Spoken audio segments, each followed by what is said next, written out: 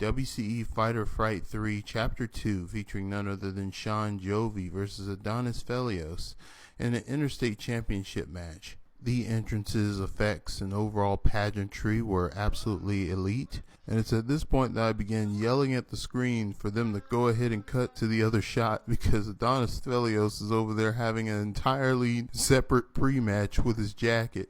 Definitely needed to cut a little sooner to Sean here, who's going to do an excellent pose with the title, which I liked.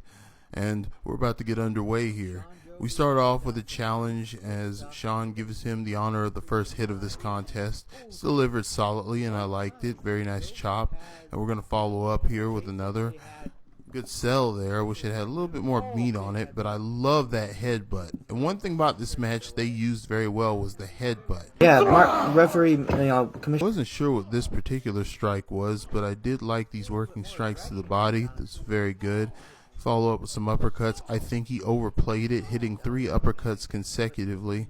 Was a little bit much. I would have varied it. I love this side cannonball. It was delivered excellently. We get a good chest press with the boot, followed by some chop retaliation on the part of Jovi. But again, using that headbutt, using the body, I love the way they work that in, knowing when to cut into, momentum cutoffs and rest holds. This is all good.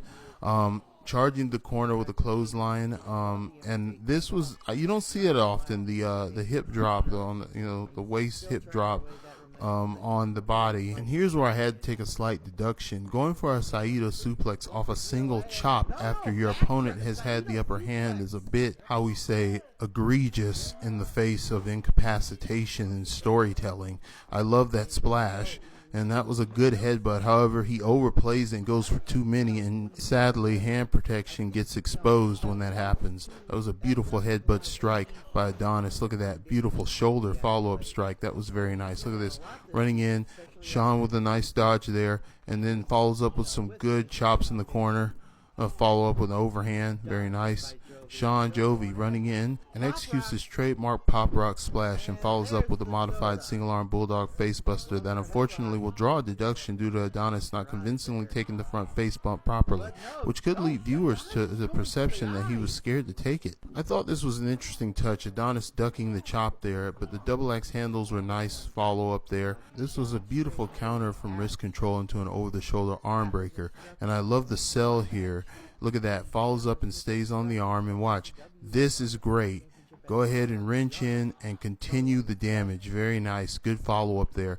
I would have had that be the focus for the rest of the match. I love this particular camera shot, and I like the aggression sold in this sequence. Look at that, continue to attack the face, back rake, and a Nelson Frazier Jr. body attack. Look at that, very nicely done. As Jovi turns around, he forces him to the ropes.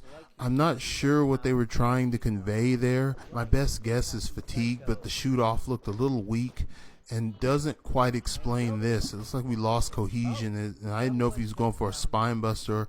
The commentary did a good job of covering by calling it a double leg. Here we go for this, going to come over him. That looked a little weird, but the senton was nailed solidly, so at least we got that. We're going to force him to a corner with the shoulders. This is good contact here. Good follow-up with the little punch uppercut to the face. Beautiful eye rake there in the face. Look at this. Love the frustration by Jovi being sold as he attacks. I would have kept that as a single motion, just a retaliation. It didn't need to be all that fire up. That was a beautiful cut off with the spear. Look at that, very nice hot shot on the ropes right there, and I like the struggle there. That was a nice little throat attack there. I think I would have sold it as such. I would have had him selling the throat here. This is awkward. We lost cohesion. We had to go for a shove, and we're going to have to go through a no sell sequence here to cover what appears to be a loss of match rhythm. They go through strikes. This is just hitting him in the shoulder. I mean, this is just kind of strange here. These are good double-handed strikes, and for the most part, they are selling, the whole idea of the King's Road strong style thing, which is fine. He shoves him into the corner. Here we go. Beautiful cannonball. I like how high he got with that one. That looked good. And we follow up with a good exchange here. The fatigue here is palpable. I like that. We're going to go for a ripcord clothesline here. Executed very nicely. Adonis selling well. Going for a cover. That kick out was, I would have liked for a shoulder turn or something so we could see a little bit more. It looked like we almost missed the 3 count there just visually for the audience. Bed of Roses. That was rough. As we go for the cover, we get our 3 count for our finish.